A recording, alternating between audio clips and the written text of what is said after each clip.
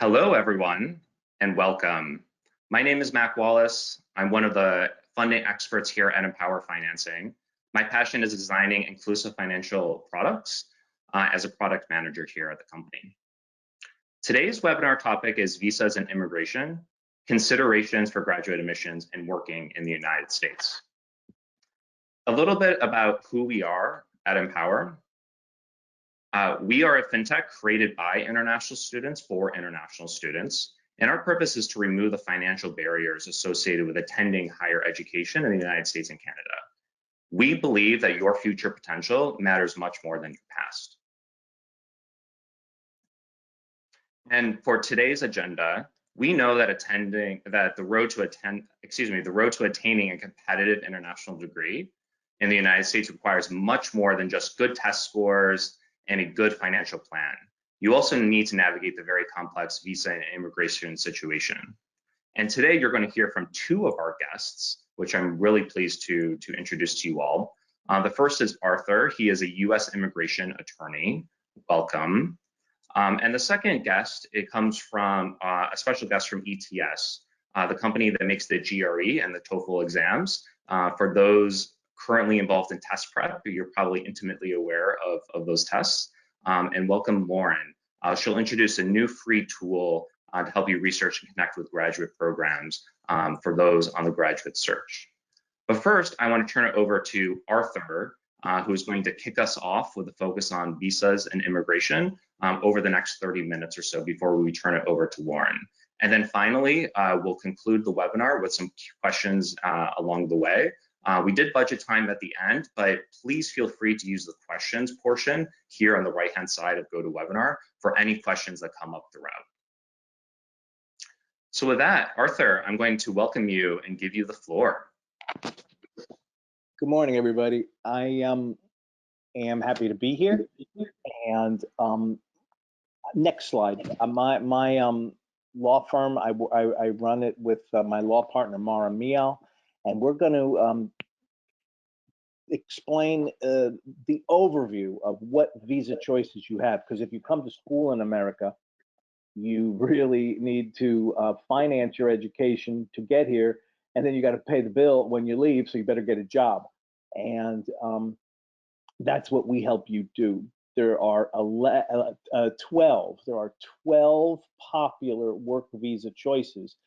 And one of them, which is the most popular, you'll read about it in the newspaper, but one of them is subject to a lottery.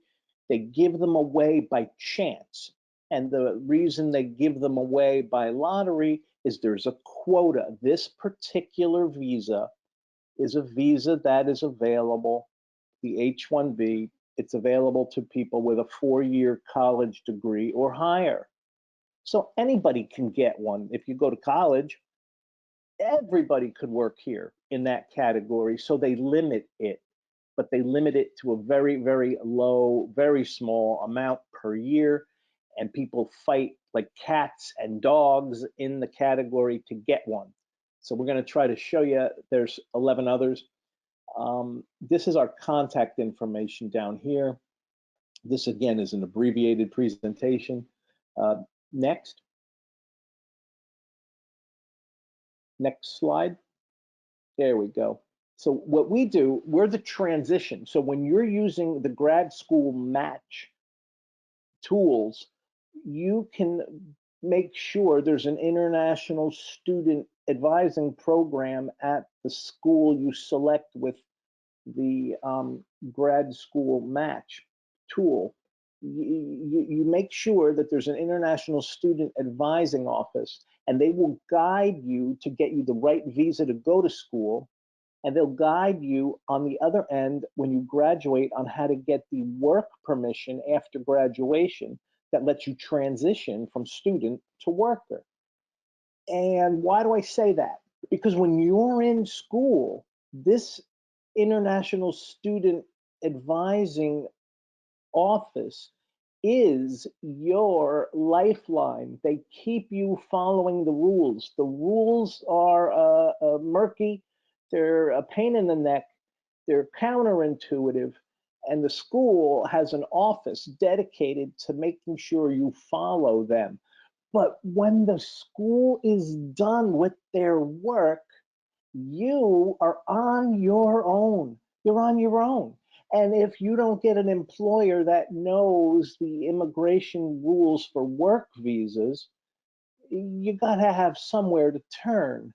So you can use us as an extension, in an informal extension of your school's advising office. And we'll give you general information to plan your strategy for work visas.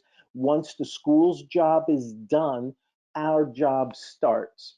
And we take general inquiries through email, free of charge. And this is how you contact us. This is our email. I have a Gmail account and the more formal one at the law firm website. The website email feeds into the Gmail one. And then we've got our website. You can read all about us. And we have a cell phone just set up for the office. And we have a receptionist as well. This is my law partner, Mara. She's the beauty and the brains behind this operation. It's very ironic that she chose to have me. I look like a light bulb or a turtle or Uncle Fester from the Addams Family. Anyway, that's us. We have 5 people full time, and all we do is happy immigration based on family and based on work. So we're never going to send you a bill unless your employer or you hire us to file a case. So if you need information, just email us and we'll start the ball rolling through email. And again, we're like an extension of the school to make sure you get advice to keep you in line and following the rules. Okay, next slide. Basically, this is it. These are your basic 2 choices. You can either get immigration status after your student status based on employment. You get something called, if you're an F1 student, this is the F1 route. Some students get J1. That J is another student visa type, but the popular one is F1. You go to school, you graduate, you get something called optional practical training. Once the school gets you the permission to work after you graduate in this box, they're done. It's over. That's when people usually need our help. The people who think far ahead back here, when they go to school, they're in school like a month, they start asking us questions because they're planning from here how to work over here in this box and this box. So in any event, this box could be either 1 year, it could be a 1-year work opportunity as a student, or the F1 OPT, this third box over from the left. It could also be a 3-year box, a 3-year period for work if you study STEM, science, technology, engineering, or math. So if you study STEM and you want to get 3 years of work, you have that available to you. And if you find an employer who loves you and wants to put you in line for the green card early during OPT, it takes generally through work 2 years to get a green card, except if you're born in India or if you're born in mainland China, it takes a little longer. And I have strategies for those 2 countries also. But generally speaking, the whole rest of the world, it takes 2 years to get a green card, which is permanent residency. Permanent residency. If you start at this box and you go through it and it takes 3 years, I know that 2 to get the green card is less than 3. The 3 you'll be in this box, the OPT box, and you could potentially go from a student right to green card through work and skip that last box on the right in the top row. The last box, you're no longer a student. You need a work visa if you don't have a green card. So that's the point. When you're done with this OPT box, you either need a work visa or a green card to stay here. The work visas are temporary. They're good for a certain number of years, and then you gotta go. You gotta leave. So normally people get the work visa and then they get a green card, but you don't have to if you study STEM, STEM. Or you can just fall in love with an American and get a green card through marriage. You get married and boom, you get a green card. So one more time, we'll just review that because it's complicated. You one, get married and boom, two, you get a green card. That's it. That's it. The only problem is you're married to an American. Okay, next slide, please. Okie dokie. So now this chart is how I approach the work visas. In case you don't study STEM topics, say you study music or journalism or English, English writing, so you could become an editor at a book publisher. You need to know what the 12 work visas are in case you need a work visa, because OPT, the work box after graduation, the student work box probably for the non-STEM majors, it's only going to be a year. So you're going to need a visa to get the green card because it takes 2 years to get the green card. So there are 12 work visas here. And in the materials you're going to have after the presentation available to you on the internet, you'll get the full unabridged version of these slides, and it'll explain every one of these 12 work visas in detail. I've got a written explanation and a YouTube video for every category listed here. But the point of this slide is work backwards. If you know what it takes to get into one of these categories, it's either going to be based on your citizenship. There are special visas. There are special visas if you work for a multinational.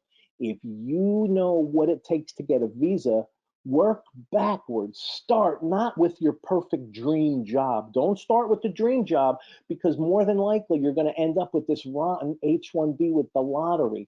Last year, the lottery, by the way, is 85,000 cap.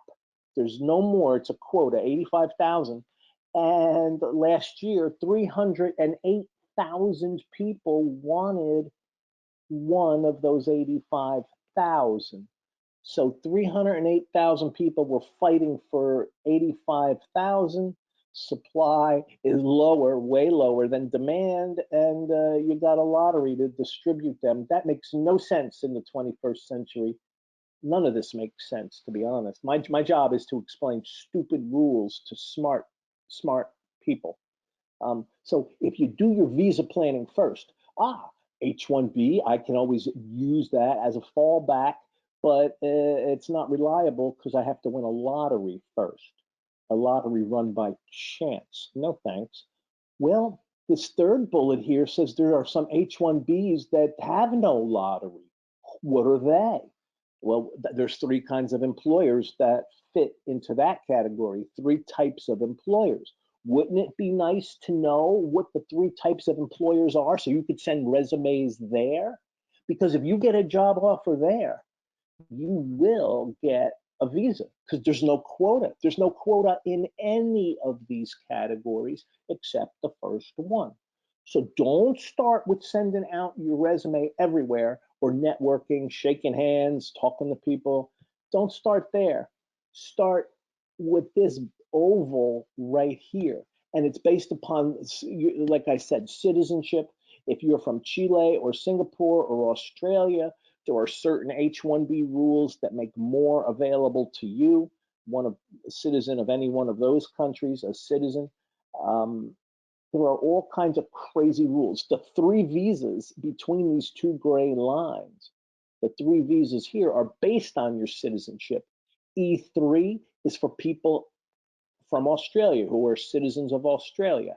TN is for people holding the passport of Canada or Mexico.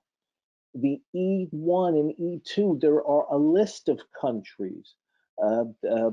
Israel, Italy, the United Kingdom, Colombia,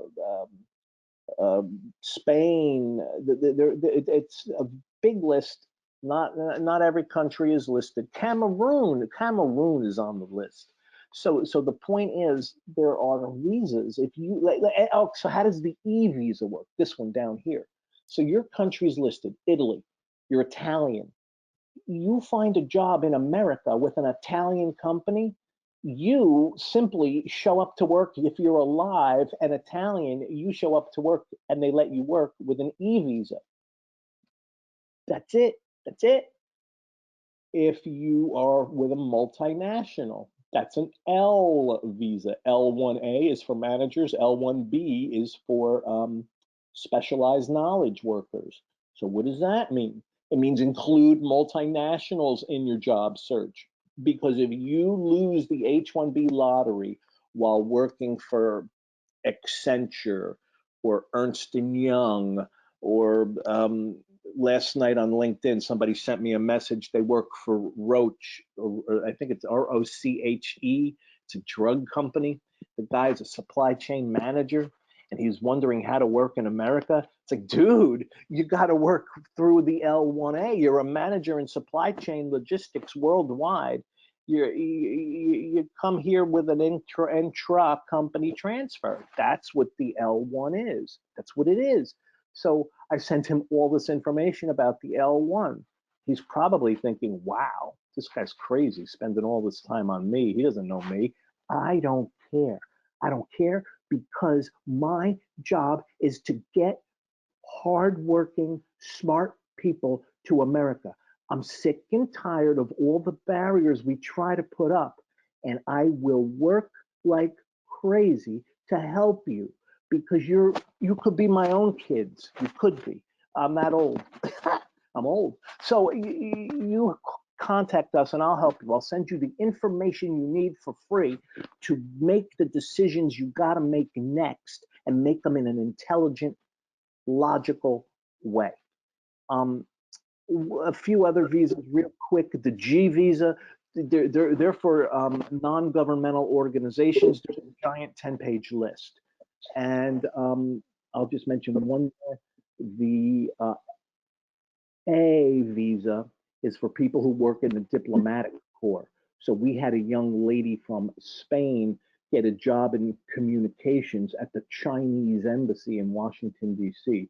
So she took her Spanish passport to the American government and got a work visa called the A visa to go do communications work for the Chinese embassy. You go figure that one out, right? There are lots of opportunities out there, and that's my point. The point is, you do your visa planning first. Figure out the ones you want. The L, the H with no lottery, the G. R is religious work. If you want to do any particular types of jobs, there are visas that match, plus where you're from as a citizen. You put it all in the mix and come up with a list of visas. Then you send your resumes and job applications to the places that will get you the visa where there's no lottery. Of the 12, the only one with a lottery is the H-1B, the first one I've listed there. So you refer to the other slides that you'll find with the resources later on, and we're here to answer questions. Send us an email to get started, and I will wrap it up. Next slide.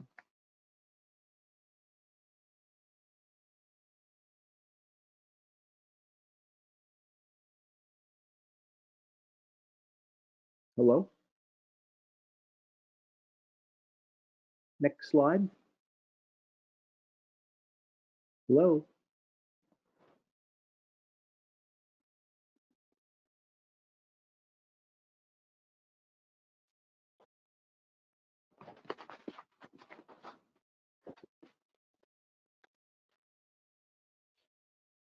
Hello, everyone. I'm Lauren from BTS. I'm just waiting for the slide to get to the right spot, and then we'll go ahead and give a quick intro on Grad School Match.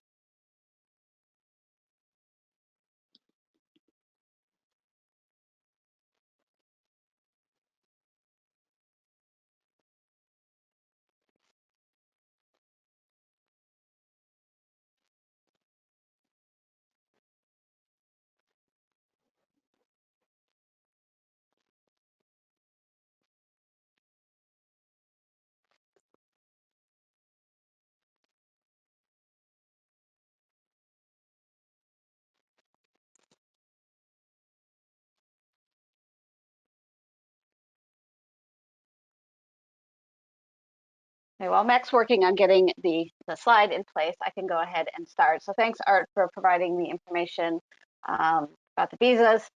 Very, very interesting and helpful. I'm going to kind of take a step back and provide some information about this new tool, Grad School Match, that's available from ETS. So if you could go to the next slide, please. So whether you're just starting or you're already well into your search for graduate level work, Grad School Match can help you organize your admissions process, find grad level programs that match what you're looking for, and directly communicate with program staff.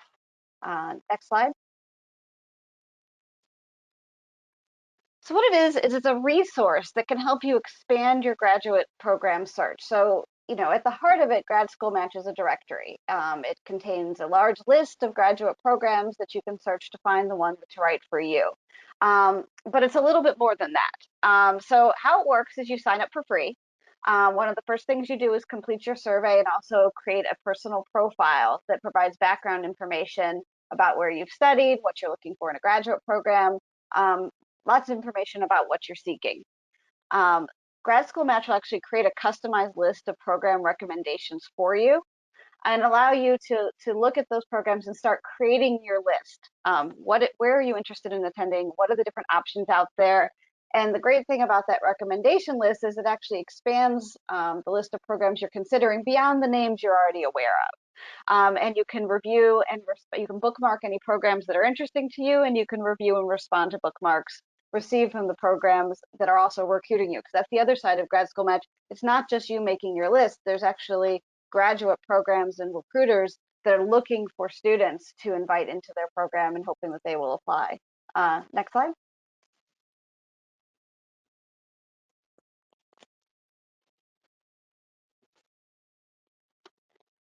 So I mentioned bookmarking already. You can use Grad School Match to search for a specific program. So if you've already got some ideas of what you're considering, and again, the recommendations are a way to expand your list. So as you find programs you're interested in, you can bookmark those programs, which saves them to your list. But this process of bookmarking also indicates to those programs that you're interested in them. So programs will also be looking for students that might be a good fit for their programs. So as you're in the product bookmarking programs, doing your research, looking for information, also keep an eye out for when programs bookmark you, and you know they may reach out to you, but it also gives you an opportunity to review that program. And if it looks like something that is interesting to you, you can also bookmark them back, which that gives you a match, which indicates to the programs that this might be a good fit, and maybe you guys should have some conversations about next steps. Next slide.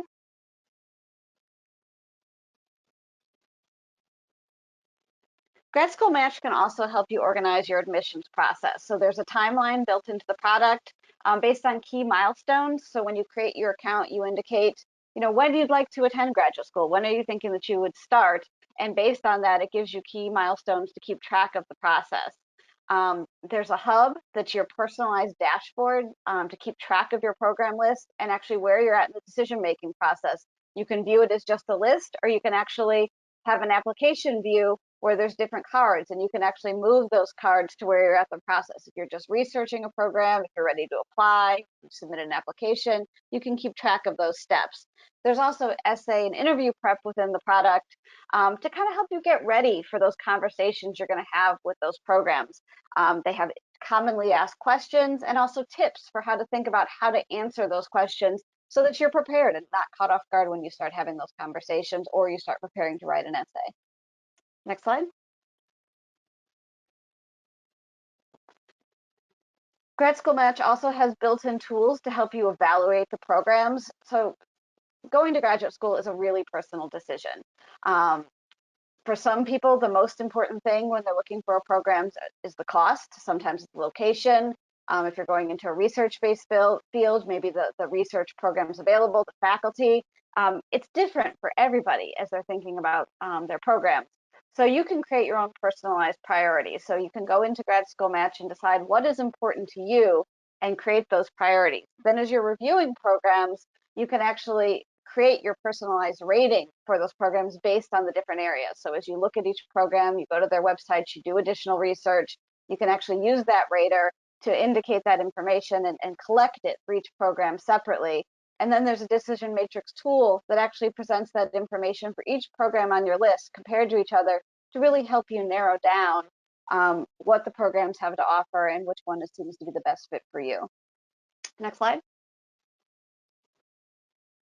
So after you create your free grad school match, you want to make sure that you get the most out of it. So I recommend to everybody that as you create your account, you really take the time to complete the survey and go into your profile once that survey is complete and add additional information. Institutions that use Grad School Match to recruit students can see the information you provide in your profile. So, make sure you indicate if, why are you looking for graduate school? What is important to you in a program? If you have work experience, make sure you include that in there. Where you went for an undergraduate degree, include all of that information in there because that's what the programs will see. And the more information there, they'll get a better sense of whether or not you're going to be a good fit for that program. Also, make sure that as you review programs, you're bookmarking if they're interesting to you, and keep an eye out for when programs bookmark you back, just to make sure that you're looking to make sure they're good. And just because they bookmark you, if it's not a good fit, that's okay. You don't have to act upon it. This is really about finding the right fit for you personally. There's even a notes feature in Grad School Match. So as you're working through these programs, if you have notes that you want to keep track of, whether it's deadlines, to-dos, questions that you want to ask, information you gather as you talk to people at the institution, you can use Grad School Match to collect those notes and even compare them across the universities. And there are contacts in Grad School Match. Their information is provided there. You can reach out to them directly with your questions to make sure that you understand fully what the program has to offer and whether or not it's a good fit for you. Next slide. So I invite everybody to take a look. Go to Grad School Match. It is free. It's available to all students. I hope that you'll visit the site and set up your free account today. So I'll turn this back to Mack so that we can open up this for questions. Thank you, Lauren.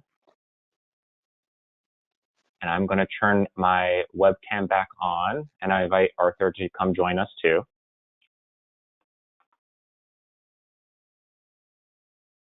Fantastic. Thank you so much both for sharing more around U.S. immigration rules and visas, and Lauren, Grad School Match at ETS as well. Arthur, a lot of questions came up related to visas and a lot of questions related to where people are in their own student journey. So I'm wondering if you could speak a little bit more as to if you are a prospective student, let's say in Nigeria, India, Afghanistan, Australia. Those are some of the countries that people were indicating in the questions. How should they consider visa planning within also putting together their financial plan, applying to their dream grad school and the acceptances that they receive? Is it too early, even as a prospective student, to be thinking of that? Or where's the good first place for a person to start there? Oh, the earlier, the better. So one thing I didn't mention is that you're only limited by your imagination on how to get the right job afterwards. Do not let the immigration visa system discourage you, because I did mention I get sick and tired of all the boundaries we try to put up to make you jump through hurdles to stay here after you graduate.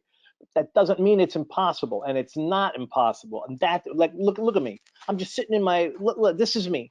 I got nothing going on. I don't like sports. I want you to make sure that if you can work your imagination with me and plan ahead, you will use our immigration system as a tool to help you find a job and not something to wreck your future. So answering the question, you can simply start planning. Wouldn't it be nice? Wouldn't it be nice to know, if you're from Afghanistan, which of those 12 visas are meant for someone with your passport? Or if you're from India, how long it's going to take and which visas you could use, and how to manipulate the categories so you're in charge. So the sooner, the better.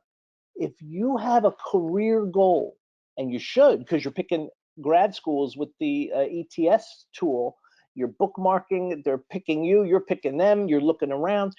The sooner, the better. And if you contact me, I'll send you the expanded version of the slides, which you guys will have already available to you anyway. But in there, I try to do country by country, citizenship by citizenship. And I don't have every country of the world. It's the ones I've worked with for the past 20 years. Which of the 12 visa categories you fit in. And then once you know where you fit, you get to pick, are you interested in being a part of a diplomatic corps? If you're not, then the A visa is not for you. Do you want to work for an NGO like the World Bank or international development? Maybe you're an engineer or in finance. Do you want to do that kind of work?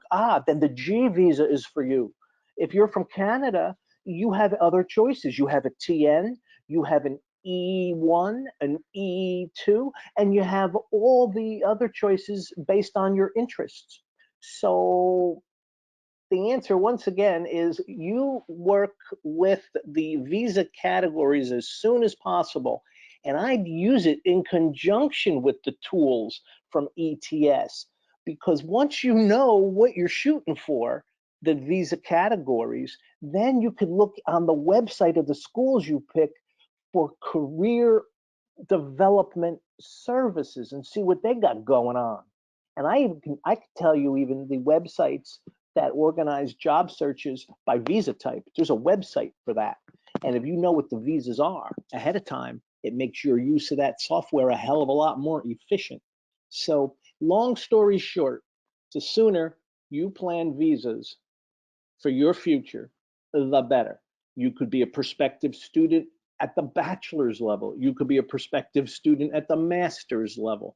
You might have a better idea of what you want to do when you grow up after you get your bachelor's and you're planning on grad school. So you take in my PowerPoint, there's a slide about my career path. Take a look at my career path. I didn't know what the worst person to figure out what you want to be when you grow up is you.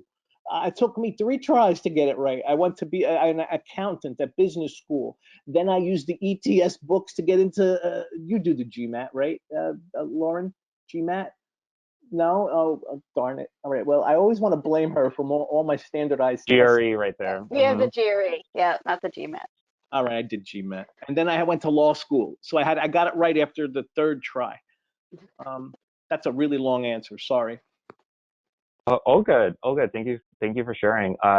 Lauren, a lot of international students, as they're evaluating a graduate degree, are really interested in the STEM designation, because the STEM designation comes with additional optical practical training, additional years of that. So you have a longer runway, so to speak, in the United States to get one of the other visas that Arthur was mentioning. Could you share a little bit more around in the tool, whether a person can look up STEM designation and those kinds of criteria of the different programs? Sure. So the specific STEM criteria, so the way the grad school match is set up, the institutions, create their profiles, they customize the information. And one of the key things that they can actually do is include keywords that are associated with their programs and their offerings. So often the programs that are in there, because obviously the area of discipline is specific to what's being studied. And while STEM is something that's very important, if you've got physics or engineering, that doesn't use that keyword STEM. So the institutions actually can go ahead and include in their descriptions those keywords. So a lot of our institutions that have those types of programs will add that in there so that when students do search, if they want to search by keyword, they can find that designation. Not everybody does it, but that's certainly a place to start. Also, if you have a specific area that you're looking and you're interested in, again, you can do a search by that. And then as you talk to the institutions, making sure you're looking for that. As a student, you also have the ability to include keywords in your information as well, which then you could also reciprocate and put that in there so institutions can find you. And one area that's really been growing a lot is the business schools offering and putting designation associated with their business schools that are in the STEM space. So as we have more business schools working with Grad School Match and including that, you can even expand your search to look for business schools. And then again, as you reach out, asking those specific questions and having those specific conversations around which one of their programs within their business school have that STEM designation so that you can make sure that you're on that track. So absolutely the keywords in grad school match and the other information will definitely put you on that right path. And then using the connections in grad school match, or even the, going from there into the university's websites to really research that information is helpful. That's phenomenal. And definitely on the MPOWER side, we've seen a big uptick in interest from international students in those MBA programs with STEM designations. And they sometimes have different MBA type degrees, some with the STEM designation, others not with it. There was a question here around, do MBAs qualify for OPT? And the short answer is yes, though the STEM designation determines whether, not whether, but the duration and the length of that OPT. Arthur, another visa question that we got is those who are just learning and getting familiar with the H-1B lottery, how would you describe the H-1B, both the pros and the cons associated with it? Well, if you find an employer willing to put you in line for an H-1B, that means they're pretty sophisticated and they have a policy and a procedure, and they are willing to take the chance. Normally, bigger companies put you in line for the H-1B if you get the job offer to go work on OPT. You work on OPT, while you're on OPT, they put you in line for the H-1B. But then the million-dollar question is, what happens if you lose the lottery? And these companies, I don't know if you want to ask, there's a fine line when you interview between looking desperate, like you only want to work there because you know they sponsor H-1Bs, and really being genuinely interested in the job. So don't say, hello, my name is Sharma, and I would like an H-1B, and then I would like to start the green card process within 6 months of my starting. That should not be the first couple of sentences out of your head. So the point is, a big company, the pro, they will put you in line for an H-1B. A mid-sized company, if they love you, they might put you in line for the H-1B, because Trump actually did one good thing. He reduced the barriers of cost to enter the lottery. You don't have to file a whole application anymore and pay a lawyer to just enter. The entry ticket now is a $10 computer registration. Instead of paying a lawyer $2,500, it's $10. It's so Trump, $10, step right up, $10. So, but it works, and it's smart. It's really smart. So it reduces the barrier of getting you in line. So a mid-sized employer will put you in line, and then if you lose the lottery, then you got to worry. Why do I say that? Because with a big company, if you lose the lottery, they could be multinational, and they will be multinational if you plan your job search to make them so. So you lose the H-1B lottery for Ernst & Young, but they love you. They'll send you to Dubai for a year and a half to learn the Middle Eastern Emirates tax law, and then they'll bring you back. And then they bring you back not as an H, as an L. They'll bring you back as an L. We had an Indian guy do that. He went to do airplane finance in Florida, lost the H-1B lottery, best day of his life, because the company had an office in Ireland. Indian guy working in Florida, sent to Ireland. Hello, you could take airplanes to Spain and go to the beach from Ireland. There's girls and there's guys in little bathing suits in Spain on the beach. So he had weekends in Spain. He was in Ireland. He was on vacation. He was putting in time in Ireland to get an L1. An L1A for him, as an Indian guy, cut his wait time from years for a green card. It cut it down to 2 years, like everybody else, because it put him in a different category of green card. So if we manipulate these categories, you'll get the pro and the con of most of them. Meaning, if you hit the wrong fork in the road and you go down the con path, oh God, this H-1B, I lost the lottery, con, that's all right, because then you'll have another branch that's a pro. You get sent to Ireland, go to the beach in Barcelona, and come back a year and a half later and work as an L and get a shorter wait green card. Believe me, don't you worry about the H. Worry about what you're going to do if you lose the lottery. that's plan B is really important. And I could even show you guys a website that the school probably knows about. It's called My Visa Jobs with an S, myvisajobs.com. And it tells you every single employer in America who's ever sponsored an H-1B in the past 20 years. It's amazing, and it's accurate. It's accurate as the day is long. It is accurate as the day. You're 24 hours in a day, accuracy in that website. So that's a really long answer to a very short question, but I don't worry about the pros and the cons. I worry about a plan in case you hit a negative, you got to have a positive. Got it. Yeah, definitely have a plan B. Some years, the odds are in your favor related to H-1Bs, and some years it's more competitive, to your point, with the lottery. We're getting a few questions just around MPOWER specifically, which I'll take a moment to answer. So there were questions around our geographical reach, and the short answer is we lend to nationalities in over 150 countries. So if you're in Latin America, Sub-Saharan Africa, South Asia, or East Asia, we are accepting loan applications and scholarship applications as well. And then there are questions around just the geographies that we serve. So we support over 350 universities in the U.S. and Canada. At this time, we are not active in Europe. So if you're an international student looking to come to North America, we're your stop for funding. For Europe, we have other affiliates. So if you come to our website, you can look up other lending options there. I want to echo what you shared, Arthur, around prospective students and starting the visa planning process early. And I think alongside that, Lauren has the perspective of you need to start early in identifying your school and your test. And there also comes to a point where these things merge, and you also need to come up with your financial plan. And so oftentimes we hear in visa interviews, for example, for your student visa, what's your financial plan? And that's really taken into account by immigration officers when they're thinking about, extending student visas to come to the United States and Canada. So all these things are very intertwined and very related for international student to be thinking on. Some practical questions came up here in the Q&A, Arthur. One question is around if a person's been declined for a tourist visa in the past, does that have bearing on getting a student visa in the future?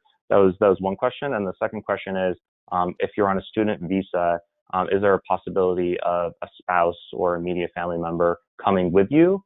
And how would they learn more about just the spousal relationships? Okay. So the first question about being denied a visitor visa, is that going to mess up any other future application? The answer is nope. You didn't somehow satisfy, to the officer's discretion, in like the 1.5 minutes they give you to talk, you didn't satisfy them that you had either a specific limited time reason to come to America and then go home. They got to make sure you have a reason to go home. If you're young and 20 and you're from the Philippines and you never left the Philippines before, ever, this is your first passport and there's nothing in it, no stamps, they're afraid you're going to come from the village, get the visa to visit, and you're never going back, and you'll wind up here illegally. So that was then the visitor visa. Now you're back. It's a different story now. I'm going to school. Do I have enough money to pay for my visit to go to school? Yeah, I got financing from MPOWER. Does the school know I'm coming? Oh, yeah, the school I found through the ETS tool, it gave me this document that says they're behind my candidacy. Give me the visa, please.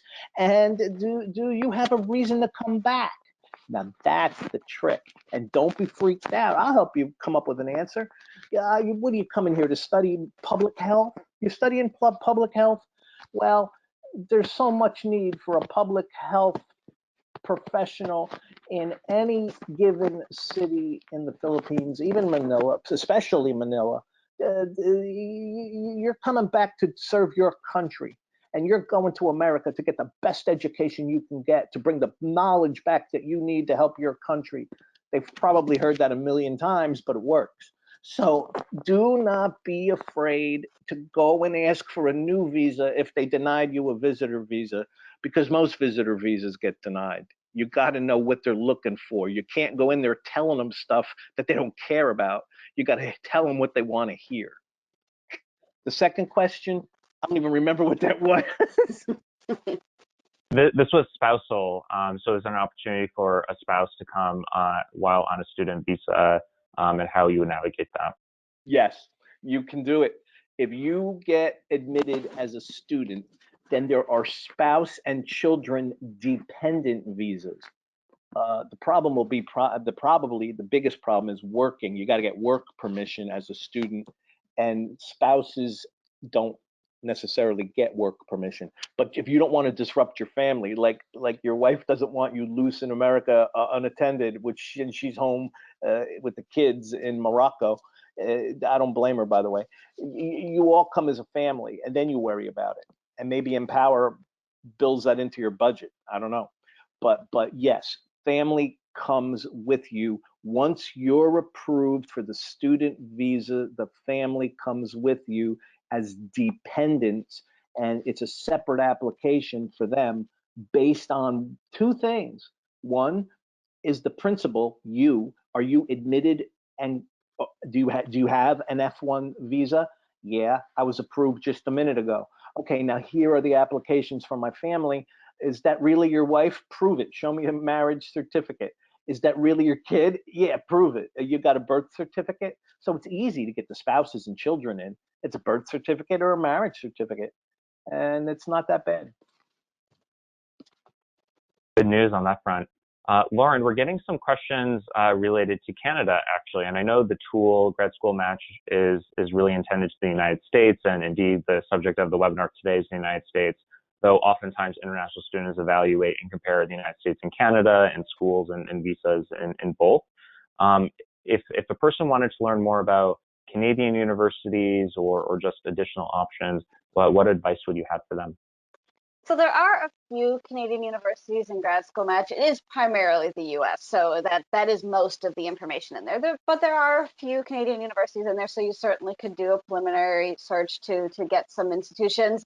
To be honest, if you were looking specifically at Canada only, there actually are.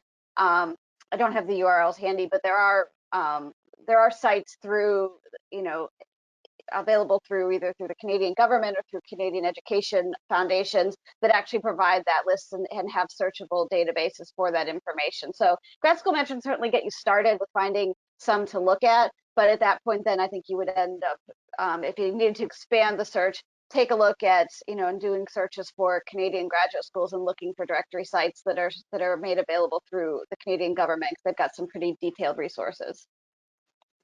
Same for immigration. I could get you started with resources for Canada. There are two guys that I know from the American Immigration Lawyers Association who are Canadian lawyers within Canadian immigration practice in Canada. One's in Vancouver, one's in Toronto. Then this Canadian government itself, just like Lauren said, for education, the Canadian government itself basically says you don't need a lawyer to come here. It's so easy, just do it yourself. Lawyers, they're headaches. And the government in Canada is right. You stay the hell away from lawyers if you can avoid it. But if you have to do it, you got to do it. And I will, again, why would I, an American lawyer, give you information about Canada? Because I'm so beyond money. Money doesn't make you happy. You can't spend money when you're dead.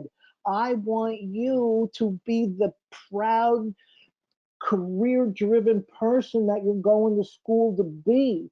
And if your future's in Canada, who am I? Because I want to get a lousy legal fee. Who am I to stand in the way of your future? If you ask me a question, you're going to get an answer like I would give my kid. And the answer I give you is the one that's best for you. Sometimes if you're from India, the best damn answer is go to Canada. And I'll tell you, I don't want the legal fee. I want your future. I want your parents and your grandparents to be proud of you. They got the whole family rooting for you. And if I can help, I'll do it. So just like Lauren said, there are resources for Canada. There are resources for Canada and immigration also. I'm not an expert, but at least I'll get you started. Excellent. We're getting some questions here just generally about MPOWER that I'll answer, and then we'll do a final question for each panelist here. So some questions that we're getting are just related to degree types and other things that we support, and for those planning ahead to the spring. So we accept loan applications for up to 12 months out in the future. So you can already begin planning for the next academic year, even though in some ways it feels like the current academic year just started. You can begin planning for the next academic year. So for those thinking ahead to spring of 2022 or fall of 2022, you can start submitting applications for that. In terms of degree types, we support master's degrees and PhD programs and MBAs in addition to bachelor's. So for bachelor's, you need to be a third or fourth year, but otherwise for the graduate programs, we do accept those. And then you can always go to our website, empowerfinancing.com, for more information related to scholarships or financing, and get connected with tools related to helping to put together your financial plan. So wanted to clear that up for any folks that have more questions there. Final question for you both, and I'll start here with Arthur. Let's say I'm a current student. So I asked you previously if I was a prospective student, where to start. If I were a current student and I'm already locked in, I'm in my graduate program, I have OPT to look forward to, and I'm graduating this coming May or June, what should I start putting on my radar today for when I graduate in the spring? Okay, great. So you have a semester left. See if there's a benefit to school F1 study because you can get not only optional practical training for a full year at least when you graduate, you also can get something called curriculum practical training. So how do you get an employer to hire you on something called OPT?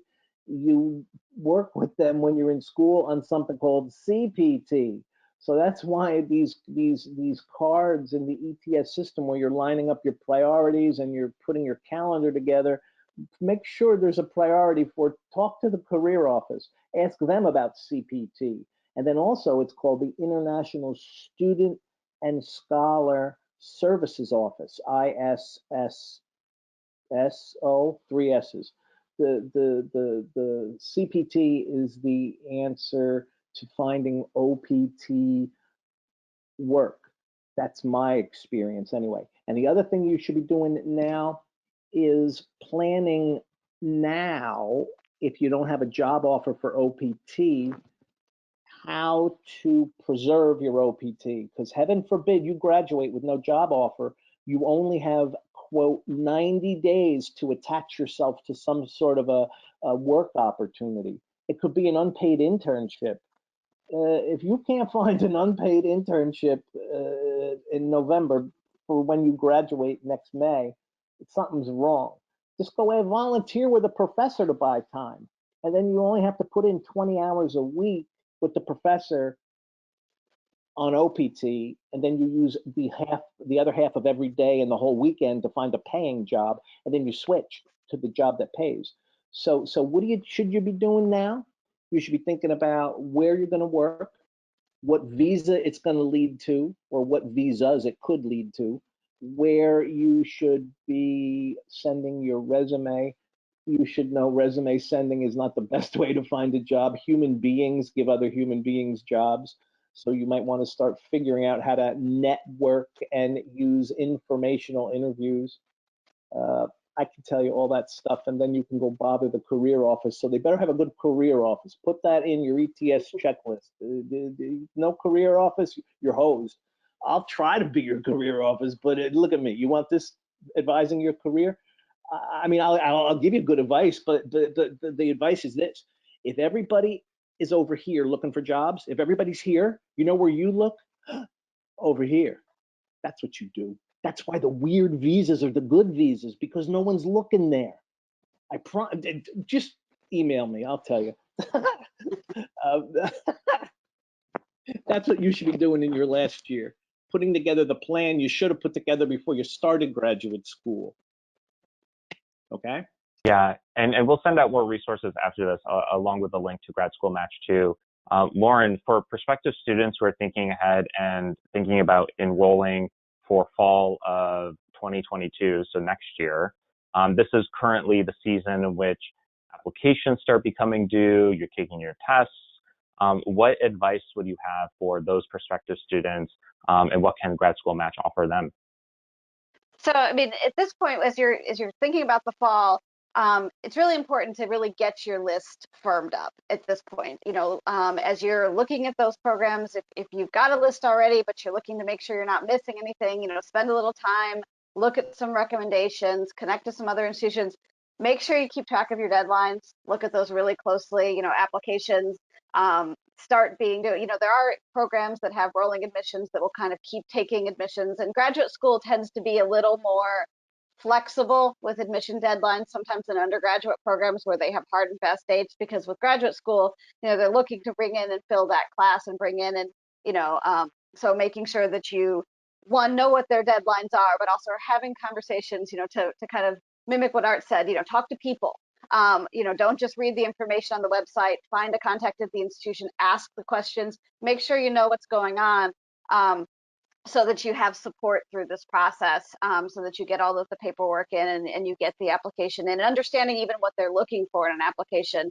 You know, for, you know, a business program may have certain things that they want, but if you're looking for more of a research-based field, or even going a PhD path versus a master's, it is very different.